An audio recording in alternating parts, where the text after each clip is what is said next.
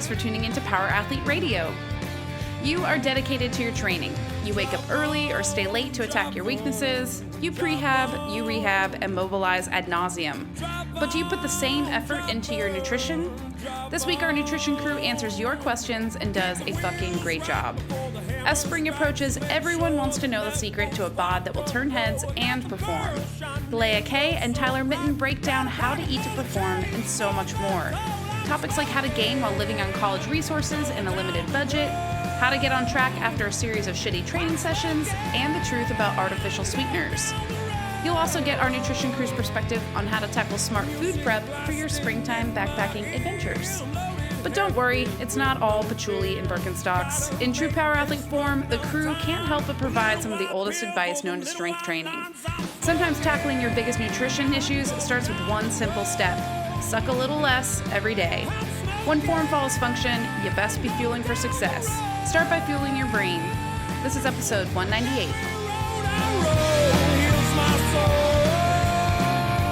Power Athlete Nation, what is up? Ladies, gentlemen, boys, girls, hobbits, that's for you, Tex. It is time for the premier podcast in strength and conditioning. We have our nutrition show today. So that means Leah Kay, Tyler Melee. What's up, lady and gentlemen? We're going to be talking nutrition stuff. Tyler, say hi. It's my favorite stuff to talk about. So that was Tyler. The lady is Leah, and I am your hacked up host, Luke. So I'm out here in Texas. Leah's just a stone's throw away. Tyler, where are you at? I'm in Tennessee, actually, believe it or not. Okay, so you're in Tennessee, but not for long, right? I mean, you got something coming up, right? You're like a month of travel? Yeah. I'll be from like Kansas City to Vegas to Denver, somewhere in Europe to New York, all within like a month. So. And that's just chasing around the guys who get in street fights for a living, right? Yeah, that's all with human cockfighters. Oh. But there are rules. There are rules. There are rules. No, right. there are a few, like no fingers in orifices is always one that they go over. That's really weird to me. Leah, what's new with you? What's going on? Oh, not much. Just gearing up for the Open in a couple of yes. weeks at the gym. Yes. We Tex and I have been like for the past 2 weeks, going through the whole open warm-up strategy. See, the thing about here's the thing. Tex isn't here today, so we can talk shit on him, but here's what I will give you.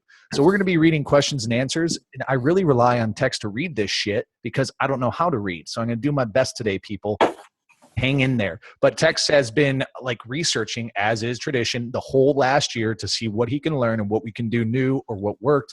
All that shit for the CrossFit Games Open Warm-Up Series. And that shit's coming back, and it's hot this year. It is hot.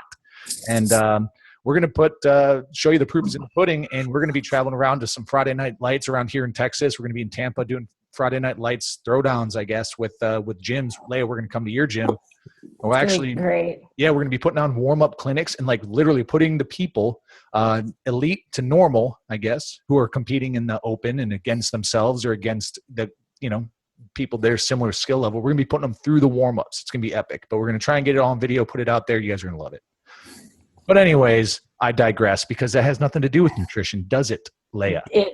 But it does in its own way. It does, doesn't it? Everything's connected. It does. Everything is everything. Psycho-cybernetics. All right. Here we go. Let's just jump into it, people. So what we did, we dropped a little post on our Instagram, Power Athlete HQ on Instagram, and you guys dropped some questions. And thank you for being detailed. Some of you, others, we're going to find you and we're going to beat you with a sack of oranges. Okay? So you got lots of compliments on your manly Texas beard, though. No, listen, this thing is like, I had a dream that I shaved it and it was glorious. But I got a buddy who's got a wedding and I'm standing in it. And like historically, I've always had some little fucking gimmick at each of these weddings. Like whether it's long hair, fucking bro bun, like just douchey shit, Bro bun. Just douchey shit to put my own little fucking, I guess, stamp on their wedding because it's all about me, Obviously. This year it's a homeless beard. Fabulous. Again, we digress. Let's jump into it. FC 2112. They're asking about one of our favorites, artificial sweeteners, right? So here's the question. What's your take on artificial sweeteners in supplements? I've been trying to avoid whey powders, BCAAs with any sucralose, aka Splenda, I guess. But it seems sucralose, aspartame, etc., are pretty common. Should I not worry about it, or is it worth the time, money to avoid these ingredients? Who's going? Well, we wrote a fabulous, I don't know who that was. Wait, it was me. Article on powerathletehq.com about artificial sweeteners. We didn't focus so much on like the supplement side of it per se, more like the energy drinks, Diet Cokes, like that kind of stuff. But from the industry side or the bottom line is it behaves the same no matter if it's in a supplement or if it's in a pre-workout or an energy drink. Artificial sweeteners can cause some issues with your gut microbiome or the gut bacteria. So it's a complicated issue.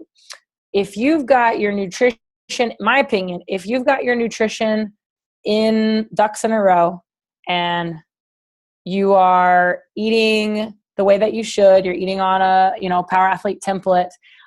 If your sleep is in order and you're getting your 8 to 9 plus hours a night, if your stress levels are low, if you are doing things to help heal or promote good gut health, like eating probiotic rich foods, drinking kombucha, doing sauerkraut, whatever, then the little bit of artificial sweetener that you're going to get within, say, a whey protein shake, I don't really think is going to be a huge issue. But everybody's different, right? So it's bio-individuality as far as nutrition is concerned. And you might have a more sensitive gut than others. If you're experiencing, bloating issues, digestion problems, anything like that, then yeah, you need to be getting this stuff out of your system.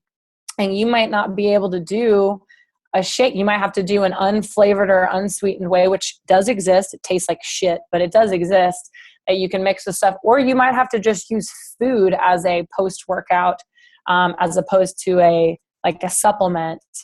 So it kind of depends on who you are and what the rest of your nutrition and environment looks like, I think. Anybody else? Tyler?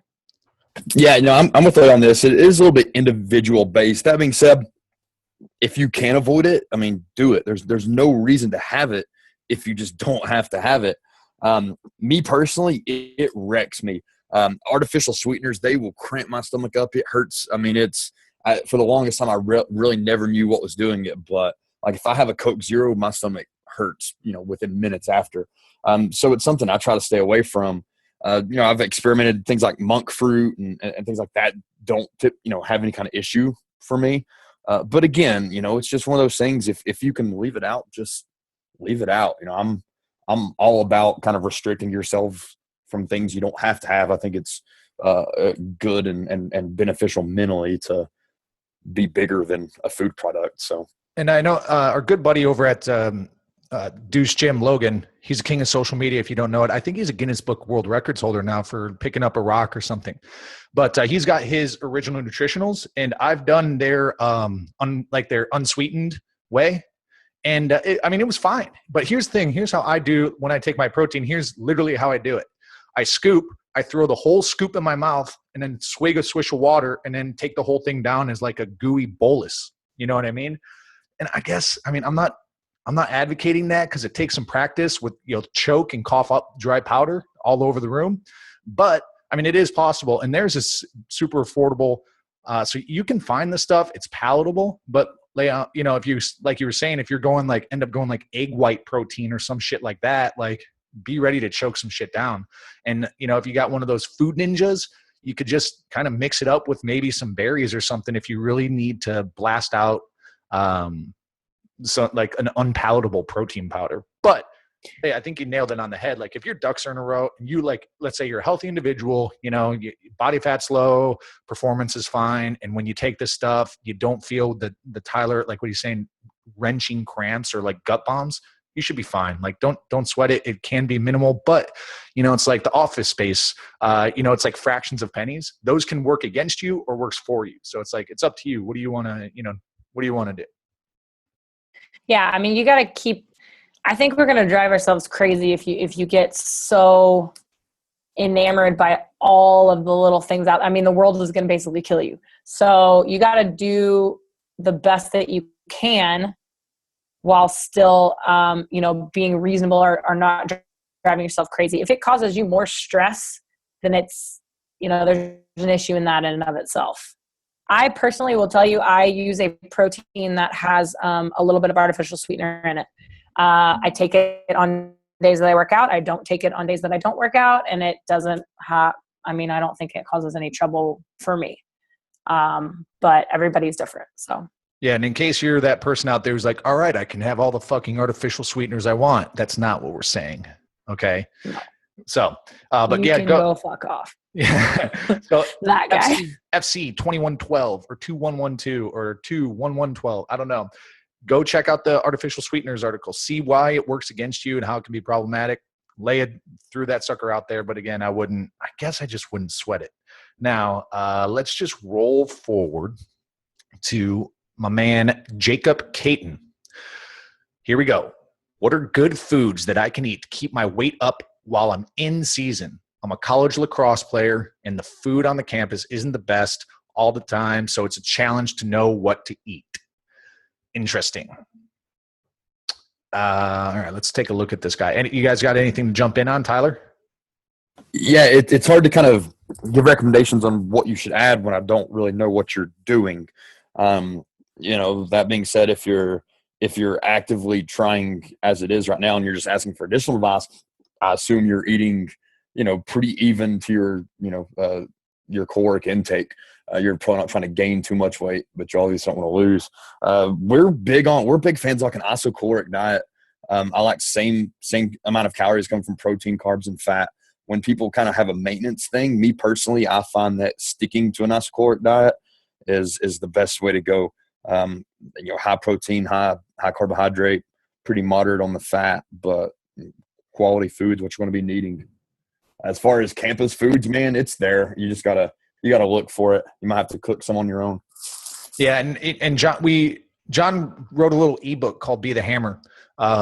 It's on the shop, and he talks about kind of game day nutrition, in season nutrition, and like shocker, it's not that different. It's just basically the big takeaway is if you're going to make any changes, don't make drastic changes before a game, for example.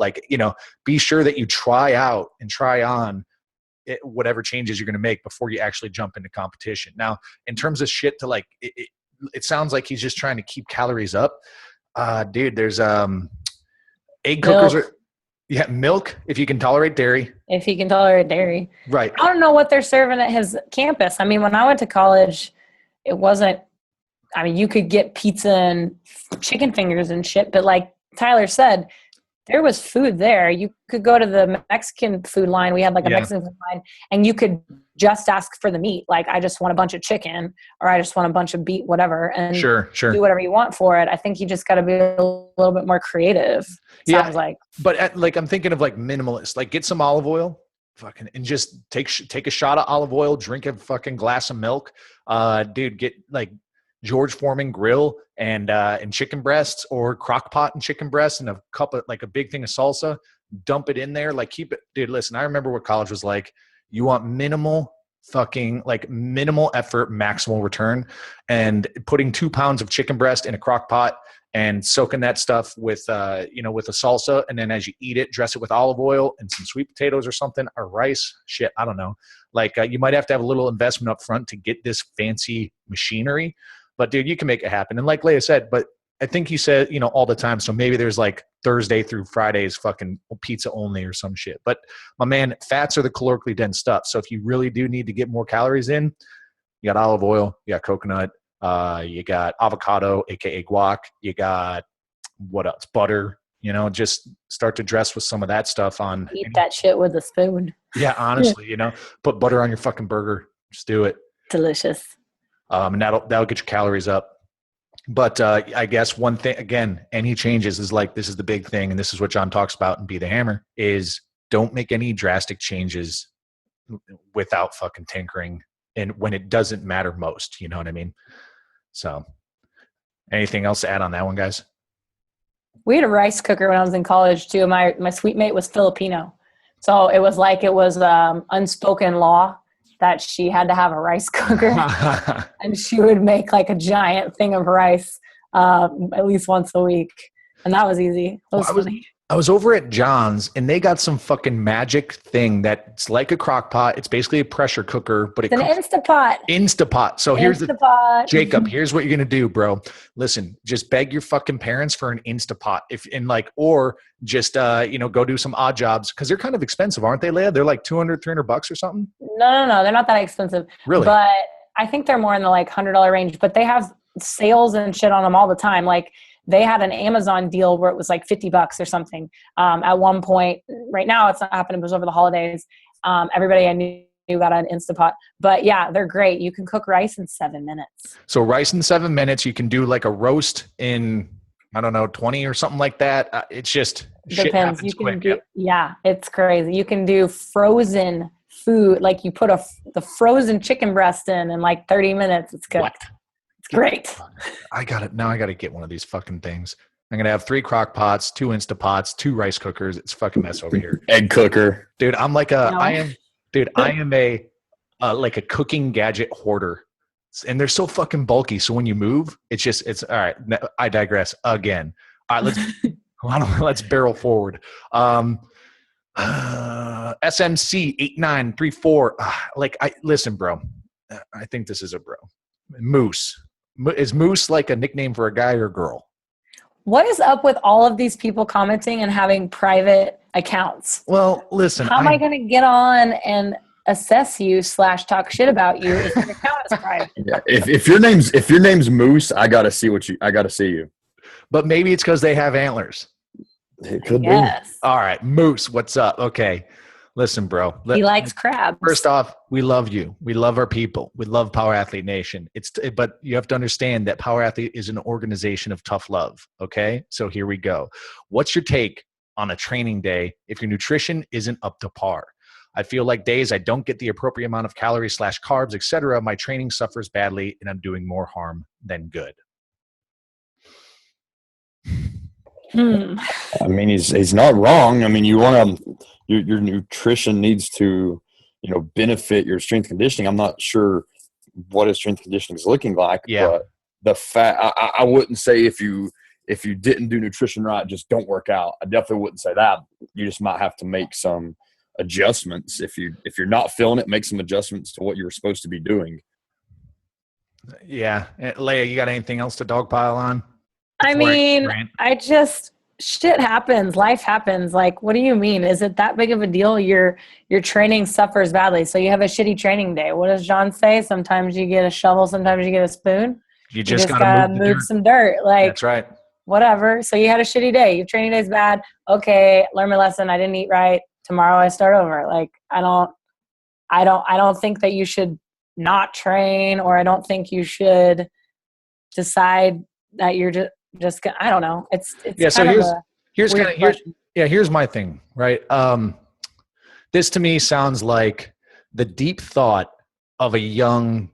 I don't know if you're a lifter, if you CrossFit, if you're Oli, if you do like your track and field athlete, if you're a field sport athlete, but the training is a vessel to an end state. Right. And 1 point on a sequence does not define a sequence. What does that mean? If you plot a whole bunch of, let's say, a year's worth of training days, and once every 1 to 2 weeks, you fuck up your nutrition because shit gets busy, you're on the grind, you're studying for finals, you're in med school, you're in law school, and you show up and a training day ranks as a 3 out of 10. That is not going to affect the long-term trajectory. Right. So this is a long road. And what you have to realize is you've committed to the grind. You've committed to training. This is your lifestyle. That's fine. And herein lies the problem. If this is like 3 to 4 days a week, then there's something outside of just nutrition and training that's fucking you up that you got to reevaluate, right? So maybe you're taking on too much workload. Maybe it's just not realistic. Maybe you got to be better at food prep. But I guess if you go in and you're dealt a spoon, you just got to move the dirt, Leia. Just like you said, you got a spoon, you move the dirt, and you know what? You get your reps in. As long as you're reinforcing posture and position, you're not breaking movement patterns. You should not negatively affect your training by having a poor emotional performance along with the physical training stimulus. Does that make sense? Did that one come out right? Yeah. Cause I mean, I feel you, dude. I had a shitty training day last night. I didn't want to go. I was tired. We have late training on Wednesday nights. But it's partner stuff. And I knew that my teammates I couldn't just punk out cause I didn't feel like it. So I got in the gym and what I did, I stuck my headphones on and I played some music loud and I actually rode a really like casual 5K just to get my mind kind of like more focused, let go of a little of the daytime stress. I don't know. And just kind of, all right, body, you know, we're starting to sweat, we're moving, like get your shit together. You're going to do training and it's going to be fine. It actually helped a lot. And it wasn't a good day. Like I couldn't snatch for shit, but the day wasn't wasted. Like I still got some good stuff happen, some good training happened. I got to do, you know, we did some teamwork stuff and it was great. I personally could have had a little bit better of a day, but it doesn't mean that, you know, it was wasted or like, oh, I don't feel great, I'm just going to blow this shit off. Like you just got to kind of evaluate where you are. And not every day is going to be a great day. You just deal with it. So. Yeah, and I don't want to downplay the situation and be like, stop being a pussy, but there is kind of some of that. But let's do a realistic scenario. Like maybe the training is very important, you know, and just remember the end result is what matters. And as long as you are showing up and you're pushing yourself along that trajectory, maybe not at the rate that you want on a given day, that's fine. Let's say that this training is imperative and you need to get your shit together and you can't do it. That's exactly why Leia exists. That's exactly like why Tyler exists. And that's why you go and you get a nutrition coach and someone to help hold you accountable and help provide strategies for you to make sure that 3 out of 7 days aren't dog shit days of training because you just can't get your food side of things together. Does that make sense too? Like maybe it's a real problem. And I don't want to I just don't want to push you and force you into a vertical where it's like, hey, you're just being a puss. But that's kind of how it shakes out. So I don't know. I think we nailed that one, right? Yeah, I think we got that one pretty good. I mean, just see what can get done and do it. All right, Tyler, let's get on to reverse dieting. And I think Leia is having a little connection problem. She'll jump right back on. Don't worry about it, people. Is reverse dieting bro science or real science? What's the difference between those two? Nothing. Or after cutting calories to make weight for a fight, let's say, should you instantly return to your normal diet or gradually get back on track? So Tyler, these dropping fight here. You're the guy. This is the Eric Lyons. I like that. See, we have so much in common, bro. The Luke Summers, the Eric Lyons. We should get an apartment together. All right, what's up? Tyler, go. Yeah, I mean, there's something to it in fighting, especially when I actually hear reverse dieting. It's something that fighting and weight cuts, the first thing I think about. Because after you get done cutting so much weight or losing a lot of weight, you just can't stay in that caloric deficit. It's going to be really bad for you. You're going to cause some metabolic issues. So you have to kind of get out of that caloric deficit for a while. With fighting, you don't really have to manage it because what happens after these guys make weight and when their fight's over, they're going to take a week and eat absolutely anything they want to eat. I would love to be able to control that a little bit. I'm a bigger fan of them, not letting the wheels fall off the wagon too much, but it is what it is. They're going to do it. So what happens, you'll see these guys, they might weigh in at 170. Most of my guys, if they're at 170, they'll weigh in at 170. They'll be about 200 by the time they fight. The week after a fight, they'll get up to maybe 210 just because all this extra sodium and their body's storing, but then they're right back down to a good, healthy walk weight, a couple weeks after. But what I've noticed with people who diet constantly, they're always dieting, they're always in a caloric deficit, is they get to this point and they stay in that caloric deficit, super, super low body fat percentage, and they just hate life. It's really hard on them. They start having issues, recovery issues. You'll see a lot of things with women. You'll start to see a lot more issues. The female athlete triad, you'll start seeing, period issues and all kinds of bad things. So it's something that I do think there's something there to it for sure, and it needs to be done.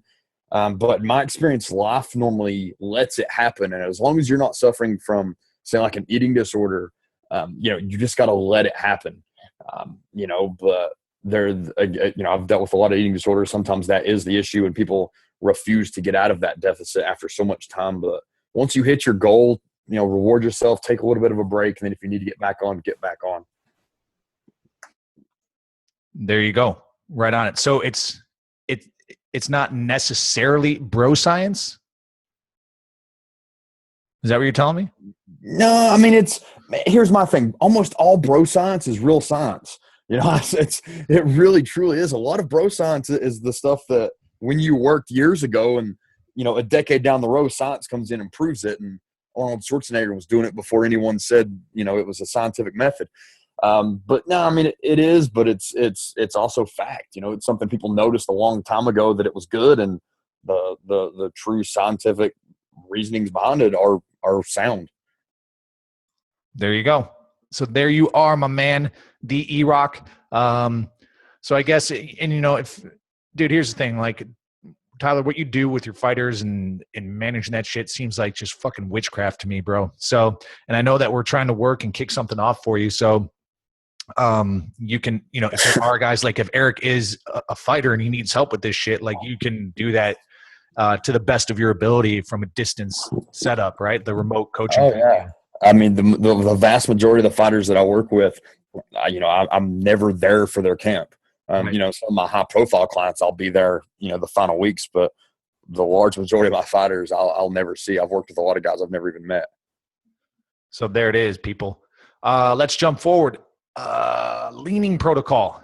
All right, my man, D Hall 3. So D Hall is on the leaning protocol. He's clearly been under eating till he's hit this protocol, and there's a shit ton more food than he's used to. It's hard to get in all the food, much less adding veggies, which doesn't contribute much to my count, right? So veggies, yeah, not super calorically dense, doesn't necessarily count against you on the leaning protocol, as long as they're not the starchy deal. So here's the deal. Should I drop the weight on the template to a number that allows me to eat more veggies and hit my numbers, or just man up and force feed myself? Right now, I just eat meat and sweet potatoes or rice. And I get the numbers, and it's still a struggle. Weighing 194 pounds right now, eating 4 meals a day. All right, so homeboys, 194, trying to lean out. And I actually just had this talk with Harry, because we're doing our little Harry Shaw out here in Lakeway, because we're doing our little corporate swellness challenge. So there's steaks out there, not like the steaks you eat, but STAKES. And basically, he's got to drop a ton of weight. And he's like, dude, I can't fucking fit my greens in because I'm stuffed, because he was also clearly under eating. So here's the thing, bro. Here's the misconception with the leaning protocol, which is one of our auto templates. You download this sucker, you do a little research, understand what the fuck macros are, you type in your body weight, and literally this thing spits out how you need to lay out your meals, right? You just got to eat, and it's got to become habit, and you got to get over, I guess, you just got to find the right foods that are palatable, that allow you to continue eating. I would eat your greens up front, just so you can get them in and commit to them. Then get your proteins and fat and nibble on your carbs. And especially if you're like a carb sensitive guy, you don't need a ton of carbs. Maybe that's where you kick it back, right?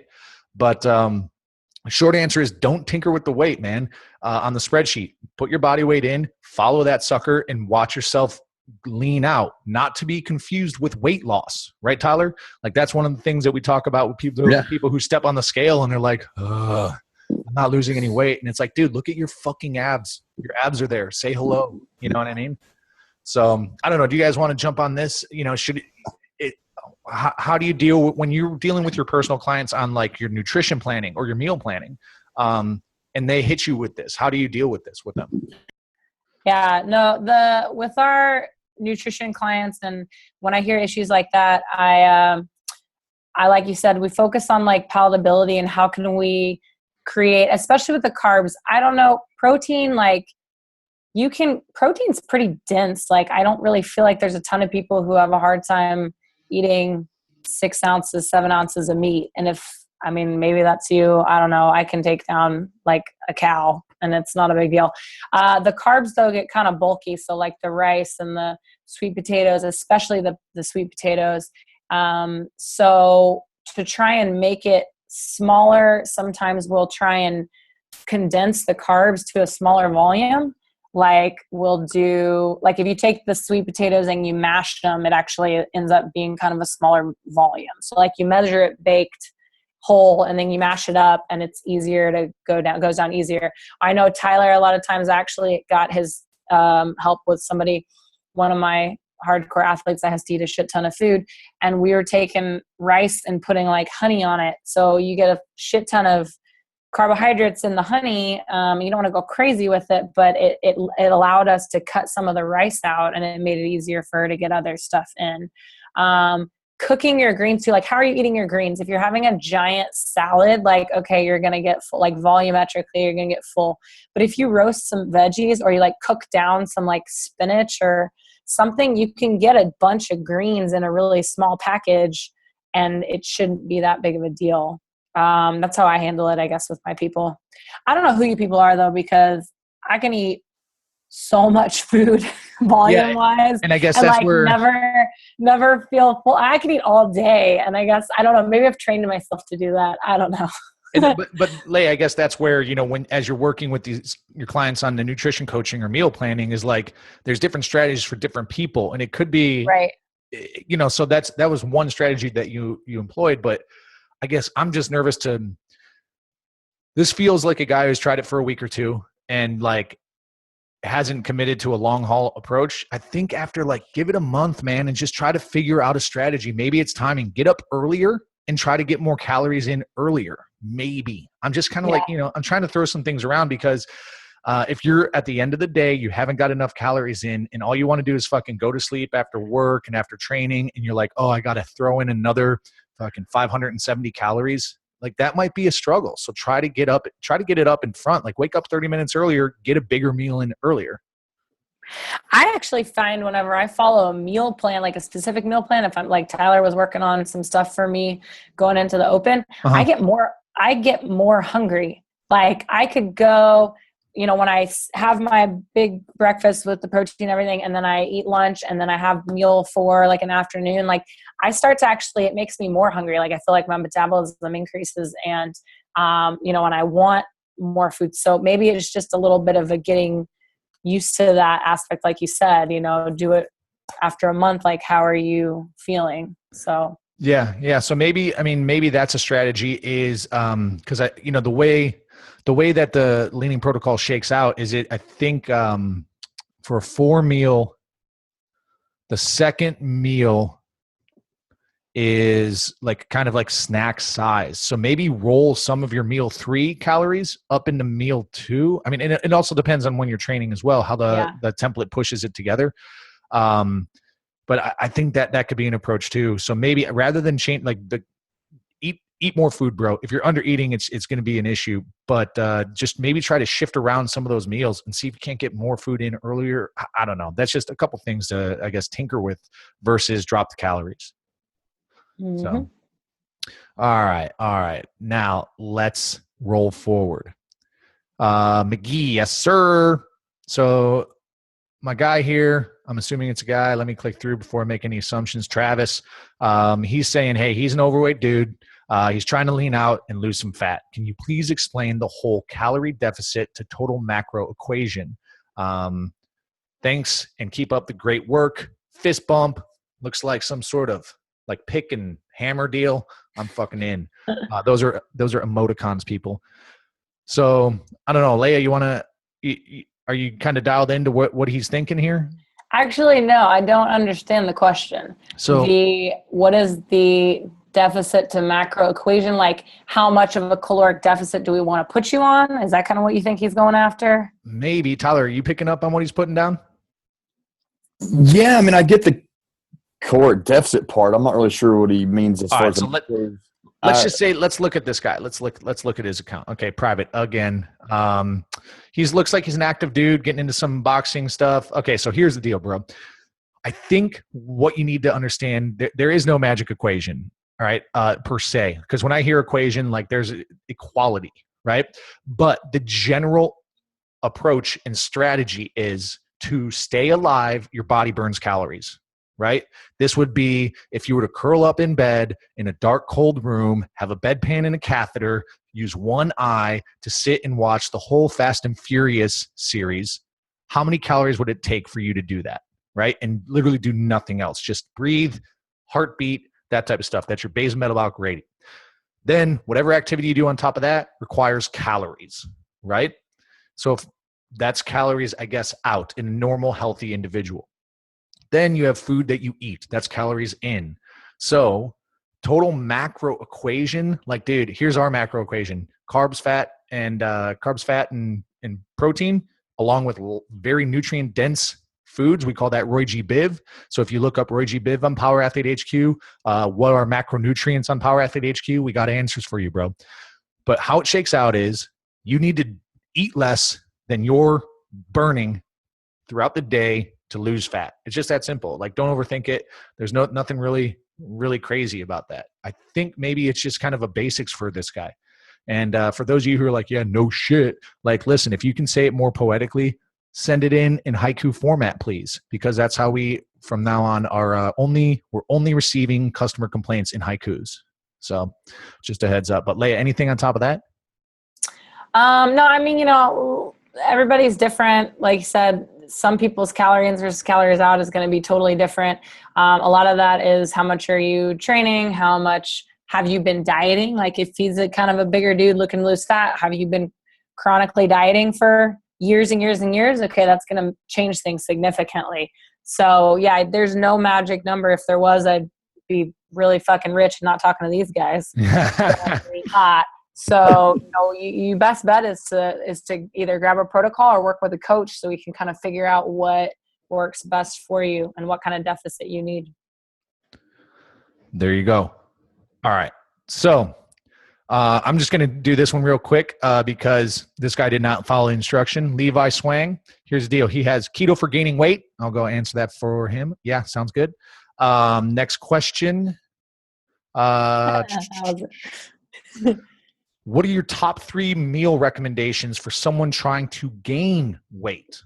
How do you want to tackle this one? Because here's when I was reading this one, I'm thinking like this is one of those things where teach a man to fish type deal. Give a man a fish, he'll eat for a day. Teach a man to fish, he'll eat forever. Feed his family. What's the haiku? I can't remember. Who wrote that one?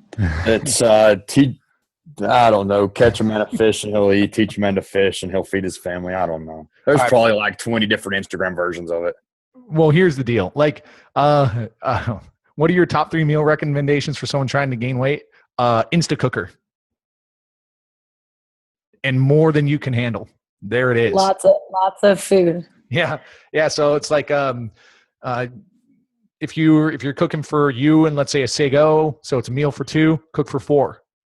And then eat the rest of it like that. It's just that simple. But if you're looking for like convenient recommendations, so I'm just going to go ahead and put word in Jonathan DeFries's mouth. So what are your top 3 quick meal recommendations for someone trying to gain weight? Let's go with like for breakfast, a fucking big old omelet, right? I think Rob Wolf like ages ago had a recipe for like a 1,200 calorie omelet. Didn't he? Tyler, I don't know. You're a prodigy of Rob's, right? Yeah. You're Rob. He had a big but for some reason I was thinking it was John that had that recipe for an omelet. It was like a 12-egg omelet. And then then there's the Power Athlete pizza. That's a fucking good recipe that I like, but that takes a lot of prep, so that's not like a quick and convenient one. I like meatloaf because it's dense. Like you can, unfortunately, if you're trying to lean and you want to make like a meatloaf, the piece that you cut off of the meatloaf that's like 4 ounces is really, it looks tiny. It's terrible. It's delicious. You can eat I used to make meatloaf and I would use like 2 pounds of meat, I think, in one of those bread pan trays. Yeah. I could eat half the tray easy. So it's packed into such a dense package. That stuff's good. So I went with the omelet. Leia's going with the meatloaf. Tyler, what do you got? Something I do a lot, whether cutting weight, maintaining, or gaining, is just hamburger and rice. So if I'm if I'm in like a weight gain thing, I'll do more of a high fat ground hamburger, mix it with rice, and I squirt a bunch of mustard in there. I know that sounds really weird, and I just mix it all together. That's like literally one of my favorite meals. There you go. And Steak and rice is one of my favorite meals. Ribeye steak with butter and white rice. Oh my God. It's so and listen, I'm about to unlock and provide you all listening to Power Athlete Nation with one of my Jack Street, when I was back on the Jack Street, one of my secret go-to fucking budget meals. You head to Chipotle, you don't fucking order anything. You order the meat as sides. So I would go 2 sides of steak, 2 sides of chicken, 2 sides of rice. And dude, it's cheaper than a fucking burrito bowl with extra rice, extra steak. Isn't that fucking insane? So get out there, bring your $11.70 and enjoy. I think it's 16 ounces of meat and and 2 cups of rice cooked. Life hack. Dude, I'm telling you, like, you're welcome. You're welcome, world. So I think those are three solid answers there from my man. All right, let's go. Who's next? Benny Skuntnick. 2 questions. Do you guys see any issues following Jack Street while being on the leaning protocol? Tyler did this. No. I'm pretty sure. No, not at all. I think it's great. I mean, that's what I do. I'm since I unofficially retired from fighting, I'm probably getting back. But anyway, Jack Street's pretty much what I've stuck with, and I do that with the lean protocol fine. I personally, if I really want to lean out, add some steady state cardio in there, just to get that little bit extra. But no, I think those pair perfect together. There you go. I've done it too. It's fine. Just do it. Now here's the shake though, right? If you're like on an aggressive caloric deficit, this goes back to my man's training or question earlier about training days when you're in a caloric deficit and you feel like dog shit. Spoon, shovel. You're going to be dealt a spoon. Get in there and get your reps. Go to failure. Like it will happen and it is possible. As long as you're not compromising posture, position under load, then you're not going to fuck yourself up. And you should push yourself along that trajectory that's going to benefit, right? Which is getting jacked on Jack Street. And then his follow-up question here for you, Tyler. If he keeps putting his meals on Instagram, will the Melee Way continue to regram them? I will, because that guy's a gangster.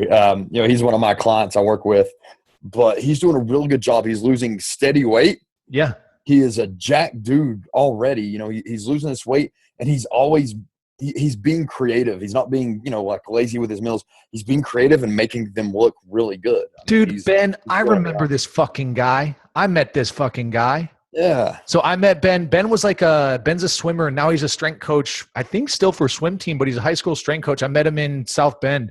And shocker. Are you ready? Like, it does not shock me that he's fucking crushing it with you, Tyler, because he showed up to the cert and literally was just like fucking smoke coming off of his notepad. You know how we say, we want you to take notes, write everything down, ask questions. Guess who this fucking guy was? The guy who actually did it.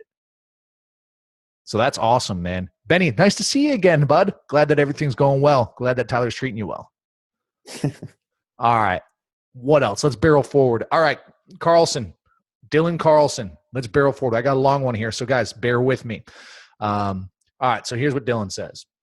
I'm upping my protein intake and getting back into the gym as well. I've not touched a barbell in over a year. Parenthesis. I was working in the forest doing restoration and reforestation. It's a physical job. Before that, he was following the CrossFit football program. He's almost 40, and he's back in school with 2 days dedicated to lifting and a third day for conditioning. He's had a hard time judging what grams of protein look like. Wait a minute. Okay, he's 175 pounds, is a gram to kilo body weight, good. And if I were to divide that by 3 meals a day, what would 27-ish grams of protein look like? I don't have a scale. I just want to stay strong this year. Who's going? Why can't he buy a food scale?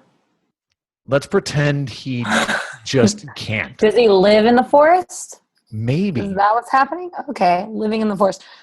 First of all, I think he might need a little bit more protein. Yeah. He said a gram to kilo, right? Yeah, he needs so 2 grams. 2.2 pound. He needs 2 grams to, gram per pound. So a gram-ish. Sorry. Yeah, so 2 grams per kilo. So first of all, he needs more protein, and then divide it out. But Tyler, what's our nifty little secret picture we send people with the palm size serving? Like 2 palms per meal. Yeah, a palm-sized serving. Yeah, for me, a fist is generally a serving of carbs. Tip of your finger, from the top knuckle to the end is a tablespoon. Yeah, it's pretty cool. I think he needs a double palm though. So if he's looking for the amount of protein per meal, 2 palms for his size. Yeah, for 3 meals a day. For 3 meals a day, 2 palms at least. 1 palm is like bitch size. That's not. Yeah. 2 palms per 3 meals. He could stand to get some more, but that's a good starting point. Yeah. So there you go, bro. And like in terms of, so let's just keep it there. So 2 palms, make it happen. But dude, remember, you need to fucking get your greens in. Get your fucking greens in your micro to get your micros right. Roy G. Biv, go check it out. Roy G. Biv. All right, Jaybird, what's up? All right, Jaybird 28. When cooking with fat, aka olive oil, coconut oil, butter, do I count these towards my macros? Also, any carb protein suggestions for breakfast? Thanks for all y'all do, and keep up the awesome job. So let's just assume, since this question is like a concern, he's probably okay. Let's say you're leaning out. Go. Absolutely. Yes. I mean, you're absolutely going to count those because, I mean, you're consuming them. It's one thing if you're spraying, if you're doing like the Pam olive oil and you're spraying that in the pan. Don't use Pam first of all. Yeah. But I'm just saying if the guy's doing it. But if not, yeah, I mean, like if you're smearing the pan, you're putting a drop of olive oil or coconut oil in there, absolutely count that towards it. Because, you're going to be consuming it. You wouldn't be using it if it wasn't attaching to your food. Right. So there you go. Yes, count that oil for shizzle. And that's on the bulk, that's on the lean. I mean, but if you can be a little more, I guess, liberal with that type of stuff, if you're trying to gain some weight, but I guess, that's where some people might just kind of geek out. Like they don't realize how much is actually cooking into their food. Right. Or something.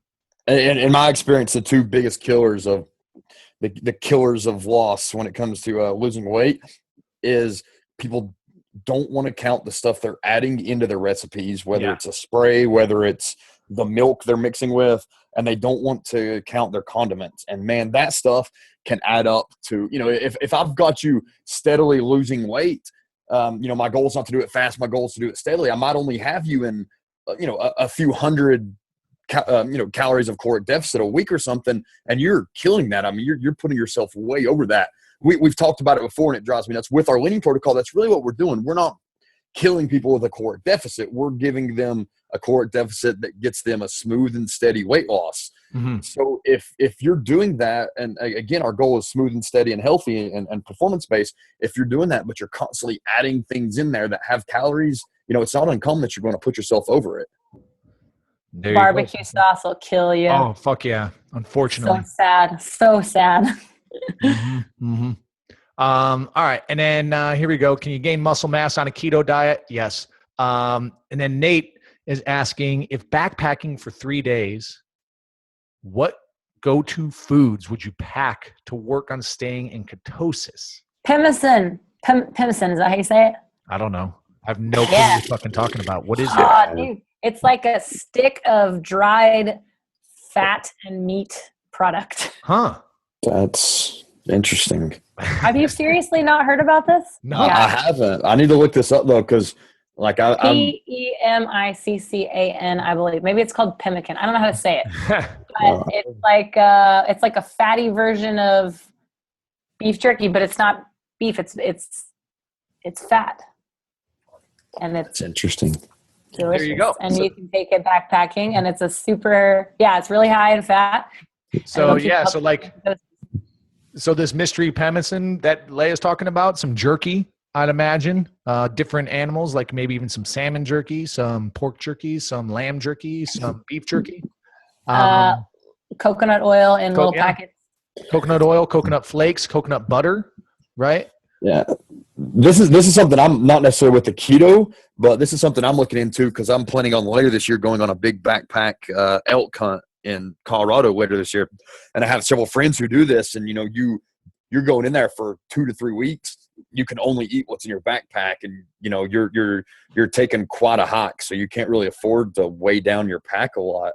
These guys will be there for 3 weeks and lose 20 25 pounds. So, a general rule of thumb for them is normally, I believe it's 100. I'm still new to learning this, but I believe it's 100 calories per ounce of food. Like if you have an ounce of anything, it needs to be worth 100 calories. Oh, interesting. Yeah. And because you have to think of the size of it, the shape of it. Yeah. It has to be able to stay. It can't be, weather can affect it. It's a super, super cool thing. I've always wanted to go elk hunting, but I was more of the type, go out there, find them, stalk them, kill them.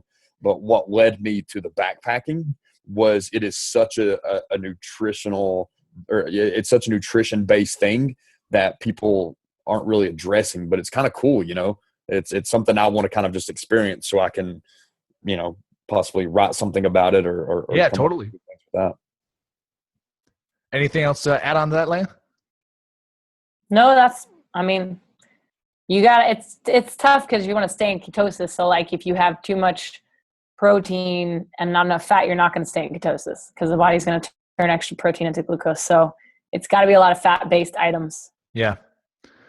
All right. Well, there you go. Let's get to, I know we have a couple speed. I'm going to just go speed round because unfortunately I'm running out of time on my end, guys. Weight room and BJJ training BJJ 2 to 3 times a week, roughly 1 hour of drill with 2 to 4 hour hard rolls per day, recreational / hobby, but may compete down the road, as well as trying to fit in weight training on top of that. Was lifting 4 days a week and eventually had some overuse injuries, backs and shoulders. Currently I train BJJ Monday, Wednesday night, another session on the weekends, open mat when I can. Hit the weight room Tuesday, Friday with basic barbell, squat, press, RDL, lunge, cleans, pull-up, GHD, hammies. Monday, Thursday mornings, he likes to hit the gym for a nice little warm-up and some prehab type stuff. Dude, this guy's fucking all over the place. Would you like to keep getting stronger? Yeah, that'd be great.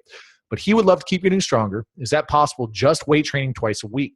If so, what type of % of lifts would I be hitting and what rep range? Would like to lift without taking away from BJJ training. Well, I should have fucking read this first because this isn't really nutrition. Is it Herndon Rusty department? I don't know. So this is our boy Rusty. Tyler, this is on your feed. Yeah. What's your take? I know. First off, can you get stronger? Just weight training 2 days a week? Yeah. Well, let's explain. Let's talk about how you get stronger. Okay. There's 2 ways to get stronger, bro. Okay. There's 2 ways. 1, neurologically. 2, structurally. Meaning, if you put a heavy barbell on your back, you will stress the system through those movement patterns neurologically and structurally. So that can contribute to increased force production. But the shit that you're doing on the mat and rolling is making you stronger. Okay. So if you're talking about traditional strength and putting up big numbers on a barbell in the gym, but your goal is to fucking beat ass on, the fucking mat, who gives a shit about the numbers, bro?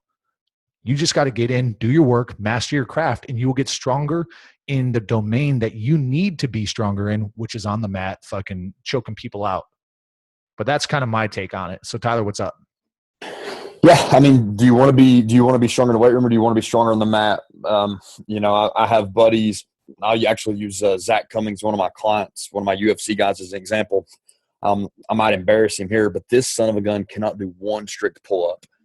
It's quite impressive feat of minimal strength. But when this guy gets a hold of you, it feels like there's vice grips on whatever he grabs. It is a freakish level of tendon strength, and he's a young guy, but he has that old man strength we talk about. And he does not lift weights ever, like at all. It frustrates me how strong this guy is when he's on the mats. And if that's your goal, I mean, of course, 2 days a week is plenty. That being said, I think 2 days a week is plenty to get strong in the weight room and, out there on the mat. I used to do it constantly.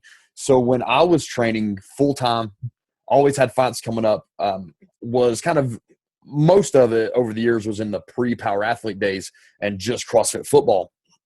And what I would do most times is I would just follow the amateur progression of CrossFit football.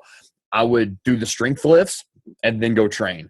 That was literally all I would do. I would never touch the Metcon, anything like that. And I was getting stronger constantly. I set a deadlift PR at 500 pounds, a 500-pound deadlift, actually just a couple weeks before I was supposed to cut weight. It wasn't really intended. I just did it. But it's totally possible. If I was doing it now, I would probably follow our field strong. I would do field strong and maybe just hit the warm up and the strength. If it was me, I would hit our warm up, hit our strength, and then go in there and train if possible. If 2 days a week is all you can do, though, I would still hit our field strong. I would just choose 2 of those lifts. I would do those lifts only, but I would still, get in, do the warm up. Me personally, I think the warm ups are the most important part of that. If I could go back and do anything differently with my Brazilian Jiu-Jitsu and my mixed martial arts training, it would be to have, warm ups that actually made sense, not just going in there doing some jumping jacks and shadow boxing. I would go in there and actually worry about proper positioning and all this stuff, because man, that's injury prevention, and the number one thing that gets fighters out of the game is injury. That if I could do it again, I would check out our field strong, do the warm ups, hit the lifts, go in there and train. Yeah, and Tex is probably like, when he listens to this, he's gonna like. You remember when he gets fired up on this stuff, right? So there's like, don't confuse, like, it's just the numbers on the bar are indication of progress. They're not the answer. So your goal is to train BJJ. If you're fucking cutting people up and beating ass, then you're good. But yes, 2 days of weight training sounds about right. If you can get a third in there and think of like, push, pull, upper, lower is kind of how we split. There's also a ton of shit we can do if you have a training partner with our manual resistance type stuff that increases neural efficiency and coordination, which is basically your ability to recruit maximal strength quicker, which ultimately leads to more power, which is going to be a little more applicable in the type of stuff that you do. So yes, plenty of time, and you're doing it right, to be honest with you. Like, this is a pretty good cadence. Keep on going, stick to it. It's a long road. Let's see how it all shakes out, because at the end of the day, when you're talking about something like BJJ, your success relies heavily on your skill level, right? So as skill increases, you would like to see a compensatory increase in strength and power as well. And I think you're doing it right, to be honest with you. As long as you're, balancing volume and intensity, and really reducing volume on your lifts and just hitting high intensity on your lifts, because you're getting your volume work through the jiu-jitsu, right? So there's the answer there. Let's jump over, Leia, to your feed. I know we got a little posterino or question on yours about iron, and here, enhance we go. Okay, we got an individual who has recent onset of high iron. The same individual had a family history of high iron. What are the dietary fixes for this? Okay.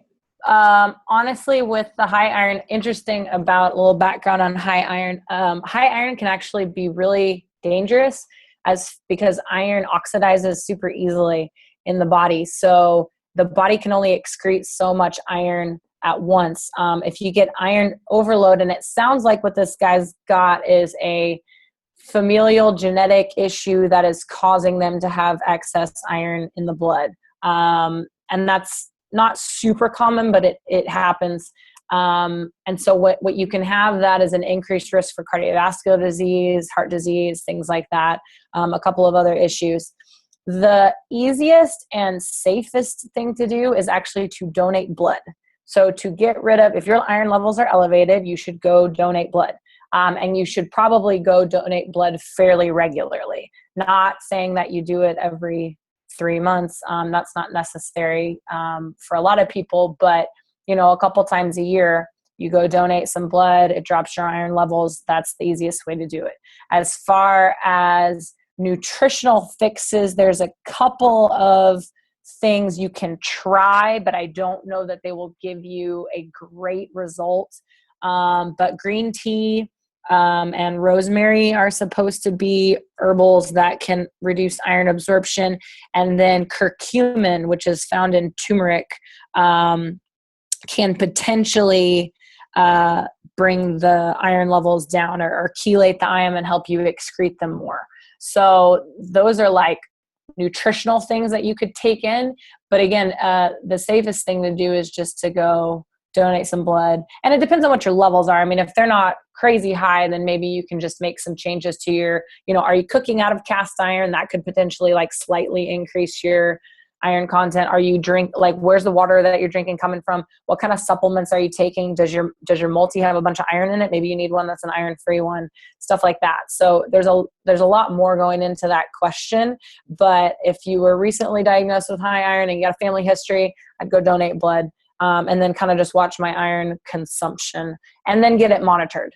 You should be able to get your blood tested periodically to see what your iron levels are, and then monitor it from there.